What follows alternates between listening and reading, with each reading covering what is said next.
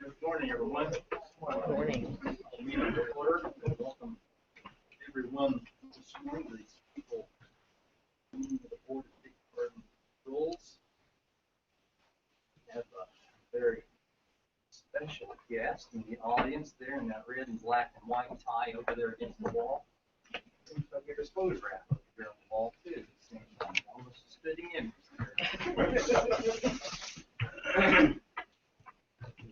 Very busy at the World Board. We got through the legislative session somewhat unscathed. To be commended, I think, by most of the agencies as well. I'll take this time just to sort of get to the other members to see if you want to have some welcome remarks before we move into our program and honor one specific guest here as well. I'll just make a few brief comments, Mr. Chairman. Thank you. It's nice to be here this morning. It's so great to be a part of the board at a time when we're facing major change. You've often heard me say everything must change, nothing remains the same. Looking forward to the changes that will come, both from an organizational standpoint, the new agents that's coming on board, which I think will serve us well, personnel changes to include Chris Barnett, who stepped into a major leadership role. So we've got some good days ahead, Mr. Chairman. I'm just pleased to be here. Certainly glad to see my good friend Jim Donald. Looking forward to interacting with him here just shortly. So, thank you. I would just like to say, welcome spring. We're here now. Maybe we can keep our cars from being yellow. For those of us that don't have garages, it's a daily struggle. Spring also brings forth the time of change, and we should not be fearful of change. We should embrace that change, and then make the best of it, as much as we can, and embark on it with a positive mental mindset and attitude as well. So I just want to say this is the first board meeting. It seems like I've been in a while. That's some military duties and conflicting, but welcome spring, and I hope spring is as good to you as it has been to me. Very good. Thanks, Brad. Well, I would say that, as you can tell, that our Vice Chairman Mills is not with us. He's actually in Cambodia with his daughter on a mission on a trip. He's expected to return about the middle of the month, so keep the prayers and thoughts. They're a long way from Georgia this morning as well. He will not be coming in by phone, from what I understand. Let's take a little bit of time to talk about a past member, Donald, General Donald. There you are over there. We want to give you a proper goodbye. You sort of left pretty fast, just like you were here and then you were gone, just like that. We had to find someone to fill your seat. And by the way, he's doing a really good job over here, but we won't talk about him so much. We'll talk about you, obviously, and we have a few little items to present to you today. We wanted to bring you back and have an opportunity for the board to give you a proper goodbye, and also for some of the employees and staff to also say goodbye. The governor's office called General Donald in a few months back and offered him an opportunity to go to work for the University of Georgia system. I think they gave him a title, Special Assistant Security and Safety, University of Georgia system. He finally acquiesced to the governor's request and took that job. And as he does with everything I've ever seen him do, I'm sure that he will do an extraordinary good job over there at the University of Georgia system as well. You've heard me say many times I met General Donald, obviously, as a legislator across the street. Had the opportunity to oversee his budget when he was appointed by Senator Perdue, Governor Perdue, to run our corrections division. We became friends right away, working associates. I always admired his way of doing business. He was stern, he was straight to the point, and had the leadership of a general. And little did I know one day I'd actually be able to work with him side by side, shoulder to shoulder, and get to know him personally. Found him to be quite a man of integrity. He says what he means, he does what he says. And today I wanted just to ask him to come back and let us sort of give him a couple little gifts and say a few things about him and say how much we really appreciate the time that you've served on the board. What did you actually get away with, 6 years? Yes, six years. He's wearing that 10 years faithful service pin now. I can get there. 10 years faithful service pin. Before we actually give you your little gifts, I'm just going to pause and see if some of the other members want to say some things about Donald. We'll just let's just go in seniority. Chairman. Well, you mentioned when you first met Jim Donald, and I've told this story before. I was fortunate to travel from the state of Alabama to come over to Atlanta to be interviewed to serve as commissioner of DJJ, and on that same date, Jim Donald was being sworn in as Commissioner of Corrections. Had never met him, saw him from a distance, was able to stand in the Capitol and watch him being sworn in, and I was just in awe when I heard them read off his credentials. My goodness, the governor has really outdone himself to find a man with these skills to run the Department of Correction. I'd love to get to meet him, but he was surrounded by reporters and by many others. I had never been to the Twin Towers before, if you can believe that. I came over to have lunch from the Capitol and got in line behind this man, Jim Donald. As fate would have it, I was able to step in the line behind him, tapped him on his shoulder, introduced myself. We immediately struck up a conversation and a friendship, realized how many things we had in common, and the friendship has just grown over the years. I use the word friendship very carefully. I think as we work in this business and we age, we have associates, we have casual associates, and we have good friends. Good friends we're careful about, or I am. Jim Donald is clearly in that category. He and his family are people that I have come to know. Jim, it seems like I've known you more than 10 years, but that's all it's been. I have no doubt that you're happy. I can see it all over you in your new situation. And I'm just pleased that you are doing as well as you are and that you have a chance at yet one more career. You've worked a long time, Jim, but I remain convinced that in spite of all the success you've enjoyed and the good job you've held, your best days are yet ahead of you. Jim Donald just keeps going. So I applaud you, Jim. I'm happy for you, my good friend. Happy that you're here this morning. Best of luck to you in your new job. Just try. The first time I met General Donald actually I wasn't even a state employee. And I remember it clearly. I was at Fort Benning, Georgia, and I just completed or was in the latter portion of my infantry officer basic course. And we have in the infantry, the color is it's like a baby blue color. And there's a ceremony after you complete your training. It's called Turning Blue, the Turning Blue ceremony.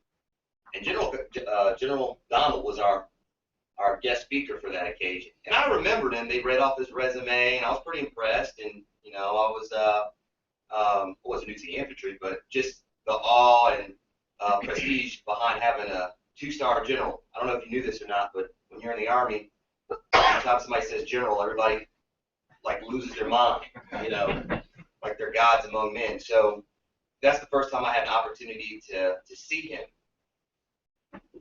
Fast forward about 3 years, I was working with the State Patrol, and I was on the governor's detail.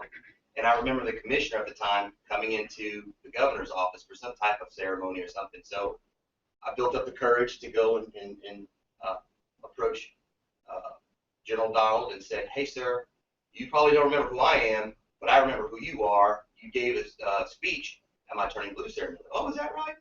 "Yes, sir." And that was kind of the end of that. Fast forward even a little bit more, I was driving Governor Perdue to work one day, and I asked him for a little professional development advice, which I've been known to do. And I asked him for some mentorship. And he named a couple of different people. Mr. Murray was among those folks, as well as General Donald. And I called up and got an appointment to see General Donald. Came up here to the parole board, sat me down, and he talked to me about a couple of different things. Some of the things that stood up in my mind were, when you're trying to affect something, you need to be concerned about your area of influence and your area of interest, right? As well as some other pretty good jewels. So fast forward a little bit further, I had no idea that I would be able to work with him in this capacity. And I've always looked towards him as a mentor and somebody I could bounce things off of. And turns out he's my fraternity brother. So, I kind of got to know him in a little bit different capacity than I would ever really, in any other circumstance, have been blessed to be able to interact and know him as. So thank you for your friendship. Thank you for your leadership. I know you're going to do great things at the University System of Georgia. And if you ever need anything from this board, all you have to do is call me. Wow. What story should I tell? Oh, There are many. I can remember an early visit to the Capitol. You will remember this when Mr. Coleman called us over there to his office, and there were Republicans and Democrats in his office. Yes. And what that conversation I was think all Terry about. was in there too. Terry was in there? there. When you get called in and the Republicans and Democrats, it's usually not a good thing, and it wasn't that particular day, but we won't talk about that. I'll talk about the end. It is so good to hear the name of Jim Donald in the University of Georgia in one sentence. University of Georgia in one sentence. You got from Mississippi, didn't Oh, yes. The first Wild Hog Supper. Everybody's been to the Wild Hog Supper. Who shows up in an Ole Miss tie with 30 days employment with Georgia Farm? So I knew we were in for a ride. But I've got to ask our parole colleagues here, has he ever told you stories about picking cotton? Yes, I see some. Well, let me tell you a true story. We had the opportunity, myself and a couple other individuals, probably his first year on the job, I think, the summer of the first year, to go to the great state of Mississippi and take a look at a couple of prisons. And we had a state senator or two with us and commissioner of corrections, and had the great privilege to go to Mrs. Donald's house, General's mother, for breakfast one morning. And the two of them were cooking breakfast. The house was immaculate. Pictures of all the boys on all the walls growing up, and a highly successful family of boys coming up. And the lady I was with said, "Mrs. Donald, can I ask you a question?" She said, "Sure." And the lady I was with said, "Did your son really pick cotton?" And all you could hear in that house was, "James, you telling that story again?" And then here comes the argument between mother and son, and it wasn't much of an argument. Clearly, he respected his mom and she was in charge. She related to us that to make him not feel left out with the other four boys, she gave him a pillowcase to carry around the house. So his memory somehow morphed into picking bales of cotton. My mama said she did. That'll be my last story for this environment, but I want to tell you thanks. It's been a privilege knowing you as a friend and as a mentor and as a big brother. Honestly, big brother I've never had for a decade.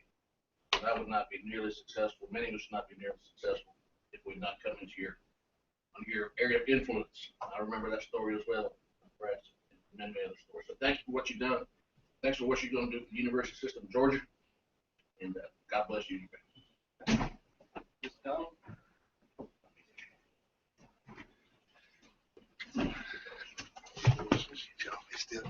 You outlasted him. We have a couple of little things we want to present to you. I think this is pretty interesting here. Oh, yeah. Yeah. Happens to be your parole badge. I could have used that a couple of days ago. we put it in the shadow box on that purpose. Anyway, as a token of your appreciation for your great service, we are honored to give you your parole badge. We hope that you cherish it and think of us often. Thank you very much. And then we got you something that you may be able to get some practicality out of. If you don't want this bag, give it back to us. We'll enjoy it ourselves. Anyway, thank you so much for your service. Sure. Thank you. So, Oh, yeah.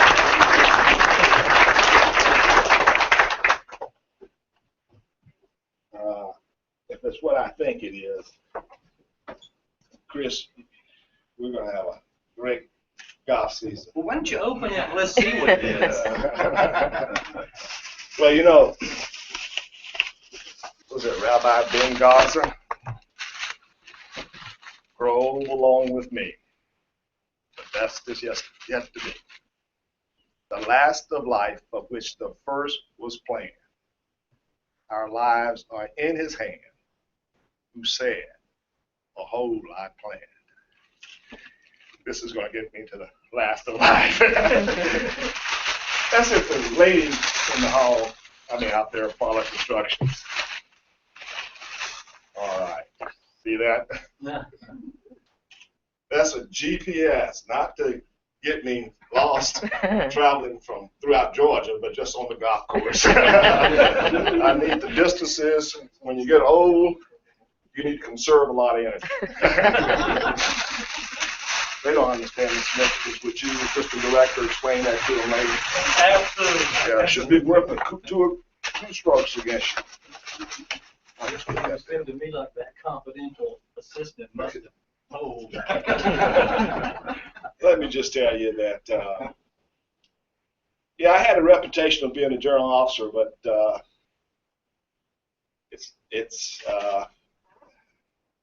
I think the most accurate description was a kinder and gentler general officer, because I love what I'm doing. And I learned a long time ago, if you work with contagious enthusiasm, it rubs off on people. And I have truly enjoyed every job that I've been in. Now, what's unique about this job was that this is the longest job I ever held, 6 years.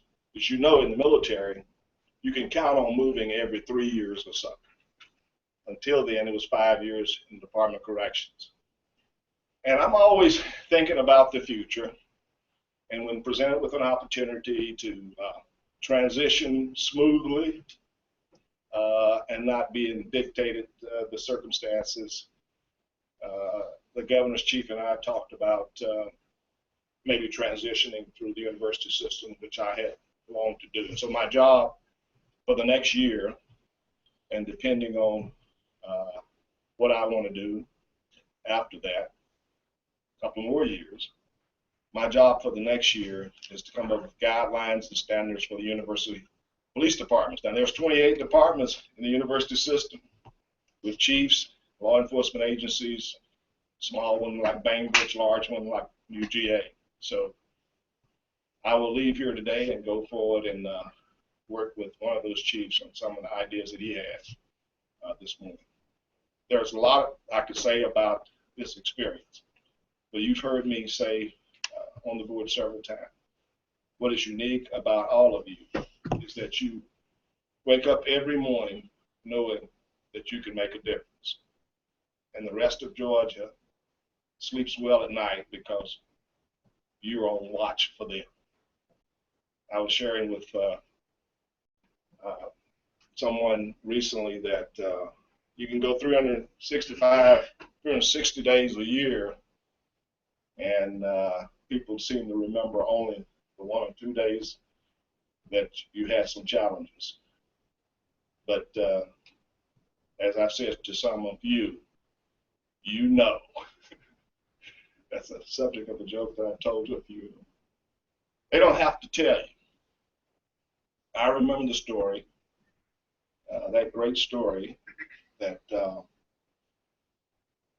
where this Olympic athlete who was a runner who would run all the time in preparation for the Olympics, yet he was a missionary in China. And his mama asked him one day, "Why are you running so?" And he said, "God has given me the talent to run. And when I run, I feel his pleasure." Nobody has to tell you anything to reinforce why you're doing what you do. You just know you're in this business of public service. And at the end of the day, you can feel this pleasure too. Well, I'm not going too far. I'm down the road. I hope to bounce back in here from time to time and say hello to you. In the meantime, God bless you. You've been a blessing to my life. Thank you.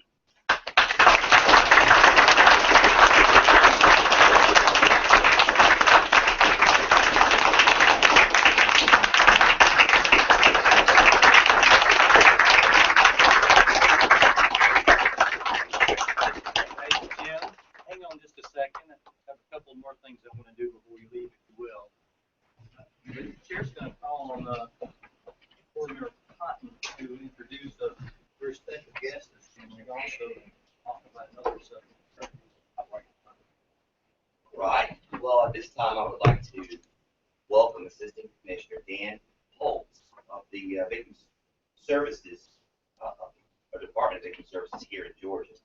He's in charge of administration and health and memorials. Now, Mr. Holtz here is here in recognition of a conflict that may have happened a little while ago, a little conflict called Vietnam. And some of us probably weren't old enough to remember the conflict, but I watched a lot of History Channel. Okay, so I got the abbreviated version. Right. Mr. Cronkite and everything else. But I would just like to ask him to come to the podium and give a couple of remarks in reference to why he's here today. It's truly an honor for me to be here. I've known, where'd you go? There he is, come here. I've known General Donald now, well, I guess a number of years. He and I first met. Everybody's telling stories. I think the first time that we met was back when the Milledgeville Master Plan was just getting underway.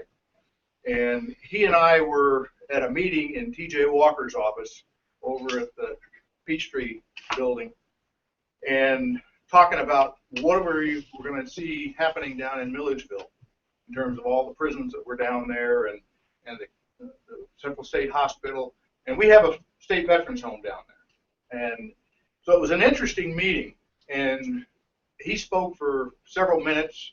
And I remember my comment at the time was in response to someone from then DHR saying, well, you know, we've got all these buildings down there and they're full of asbestos and we don't know what to do with them. And I looked over to her, and I don't know if you remember me saying this or not. I said, well, if you don't do something pretty soon, they're going to implode and you're going to have a worse problem than you got right now. Unfortunately, they're still standing there. But I'm not here to talk about that so much. The state of Georgia has embarked on a partnership with the U.S. Department of Defense to commemorate the 50th anniversary of the Vietnam War. And we've had 4 ceremonies over at the state capitol. Governor Deal has participated in all of them. The first one was a kickoff ceremony to get the activity moving. Then the second ceremony, we recognized Medal of Honor recipients from the state of Georgia who received those recognitions during Vietnam. The third ceremony recognized the missing in action. There's still 30 Georgians who are missing in action from the Vietnam War. And we recognized and presented certificates to 12 of the family members of those 30 Georgians. Well, last Monday, in fact, we held the 4th ceremony. And that was the next phase in this commemoration effort, which is to recognize those who served during the Vietnam War era, came back, and are now members of the state of Georgia, their communities, with their families, productive members of society.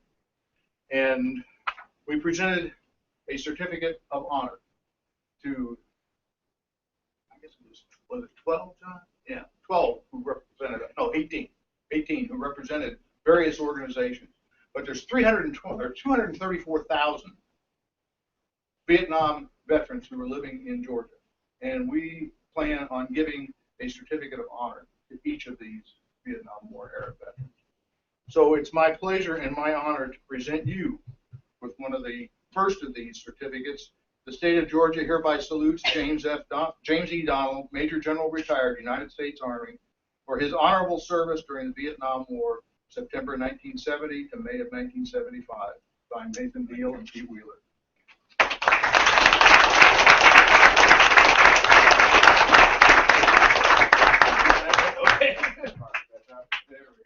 You got one and I got one. You get one, John? No. Okay. Got one more. Okay. Thank you, Colonel, for your great service. Thank you, John. I would also like to take this opportunity to recognize one of our very own parole board employees that was served during the Vietnam War, Mr. Rob Crosby from the Athens Parole Office. Also, so if you're watching on Google Hangouts, thank you very much for your service. And we thought while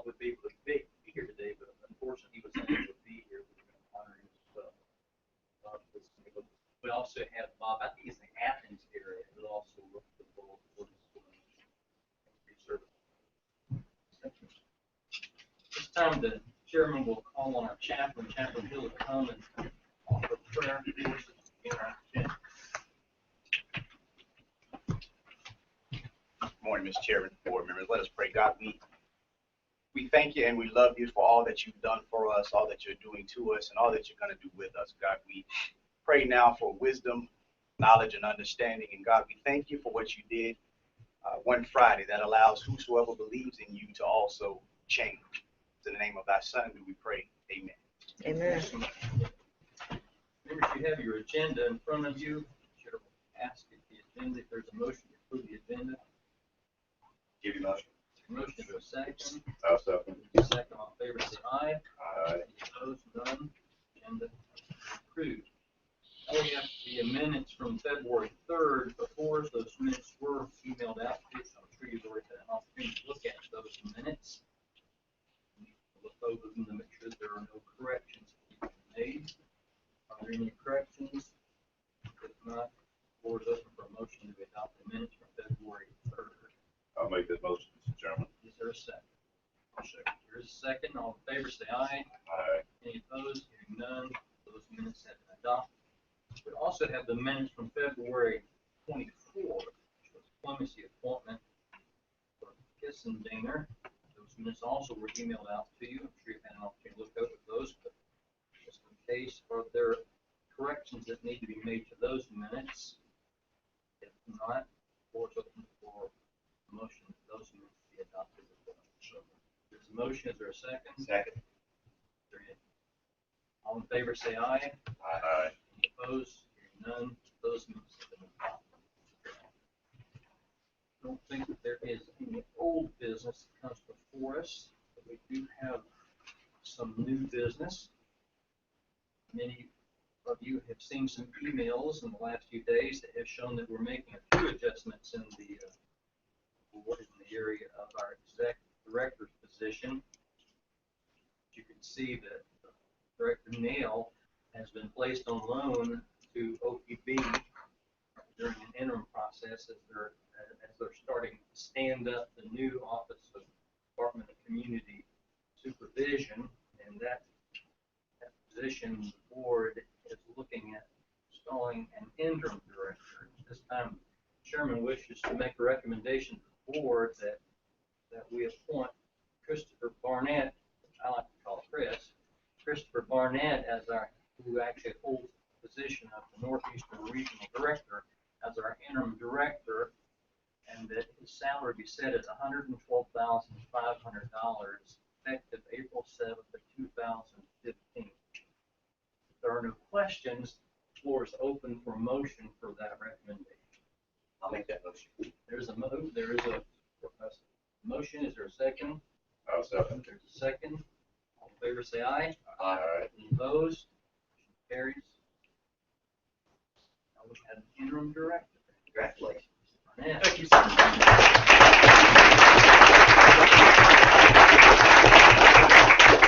What I'm going to do is, even though it's not on the agenda, I'm going to just hold remarks for Director Barnett till later, and we'll go forward with our policies, and then we'll, at the conclusion of those policies, then I will ask Director Barnett to bring a abbreviated director's report. We'll see how abbreviated it is at that point, and then we'll let him have his first action opportunity to conduct business before that time.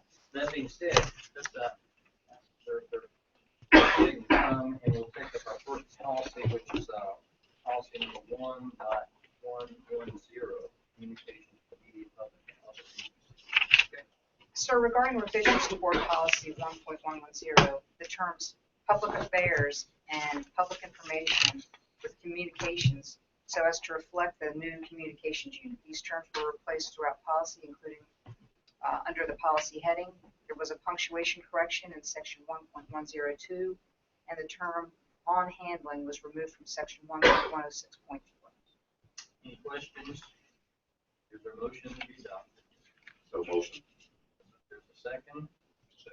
All in favor, say aye. Aye. Policy number 2.118, financial obligations and releases. So regarding the revision to Board Policy 2.118, a comma was added in section 1.106.3 for clarity purposes. Any questions? For a motion that we adopt this one? So moved.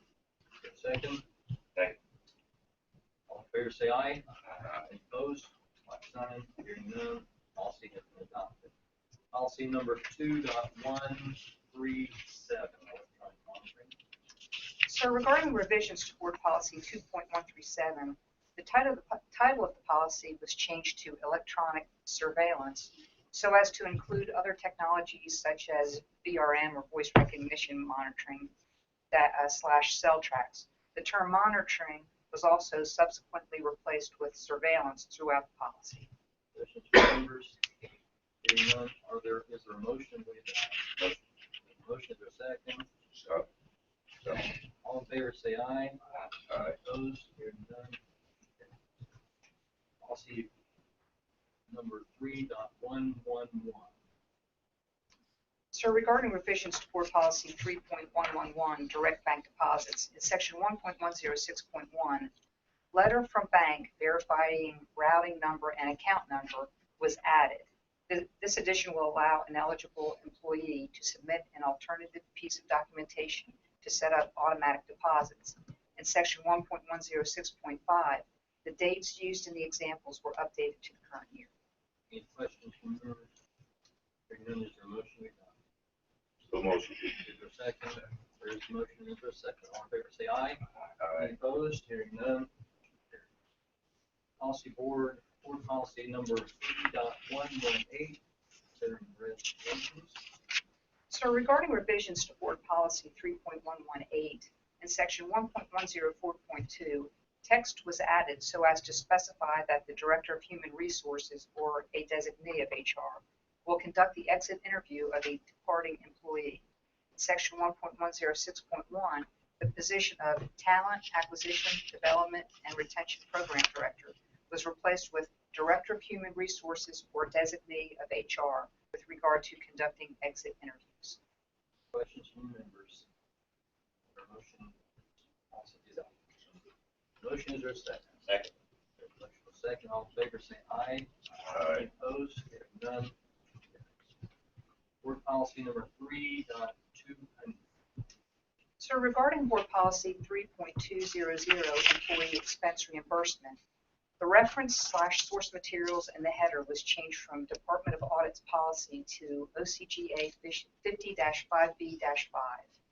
In section 1.103, applicability, the wording non-employees in specific instances was added for eligibility of reimbursement. In section 1.104.3, the heading was changed from budget unit supervisor to travel approver.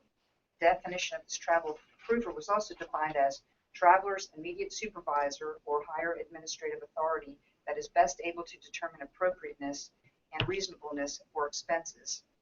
Additionally, text was added to section 1.106.1 so as to reflect the new travel approver and their role in approving expenditures.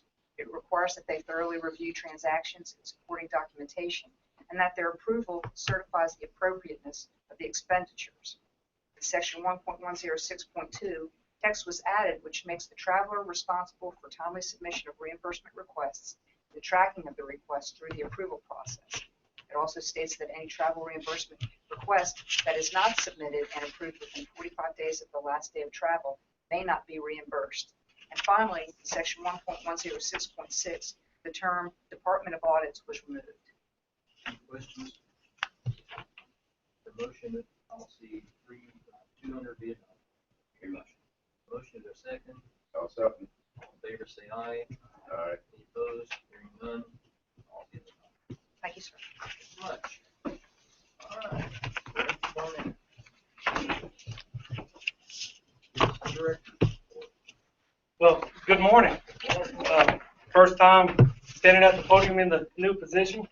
I really don't have much of a report out, but I'd like to take the opportunity to personally stand before you and say thank you. I'm both honored and humbled by the appointment and hope to serve you the best way I can. I'm really excited about the opportunity to have a chance to lead the agency with your guidance into a new area, a new era in community corrections in the state of Georgia. A lot of exciting opportunities in our profession, and I think at the end will be great for the citizens of Georgia. I promise you that I will lead and follow your direction and hopefully represent the board the best I can. I'd like to turn to the staff and say a lot of my folks that I've known for many years, thank you for the support. Y'all do a wonderful job day in and day out, doing a very tough job and doing it well. I want to thank you, and I want to tell you that one of my primary missions as the director is to ensure that our people are taken care of, both those that will be staying here with us and those that will be making the transition to the new Department of Community Supervision. I want you to know that I'm always available anytime you need me, day or night. Please give me a call. So with that, that's really my report out for today. I would like the opportunity to call our field director, David Morrison, to the podium and allow him to introduce some of our newest field supervision officers. Just so happens they're out of the Northeast region, so kind of have a special connection to this group of individuals. What I truly believe illustrates the great young folks and those with a lot of years and experience coming together to really move the agency in the state of Georgia forward. So with that, I'll yield to Mr. Moore. Good morning. It's kind of odd that the Northeast gets to be here today, but I guess that job comes along with privileges, right, Chris? But every once in a while. On a serious note, I want to congratulate you, Chris. You'll do a great job. I'm proud for you and proud of you. So thank you, David. Good work. As you know, we always bring individuals that are newly hired in the field division to the board meetings just to experience what the meeting is and get to know you and kind of see behind the scenes a little bit. So with that being said, when I say your name, if you would please stand up, give about a 10-minute speech, and then you can have a seat. But Annie Moorman from Hartwell, Jonathan C. Wright, Clarksville, Amanda Johnson, Clarksville, Michael Federick, Monroe, Alicia Malcolm, Monroe, Scott Brady, Thompson, and Paul Dupas from Augusta. So welcome to the meeting and welcome to parole. Well,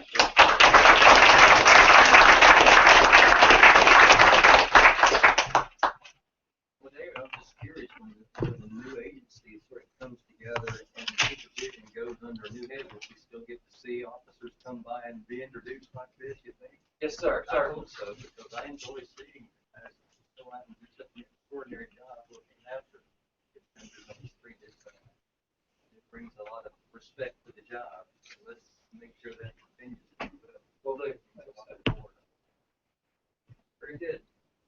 At this time, we'll open the floor open for general public comments.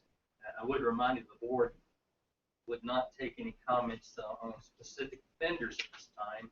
But if there's anything that you would like to comment on, any item that you've already heard during today's meeting, we'll be glad to hear those comments. If it's a specific offender that you'd like to comment on, we have a call line. That call center number is 404-656-4661. That being said, are there any public comments that we should make? I'm sure that there are any public comments. Board will recognize a motion for adjournment. Is there a motion? So motion. There's a motion for a second. There's a second. All in favor say aye. Any opposed? Here there's any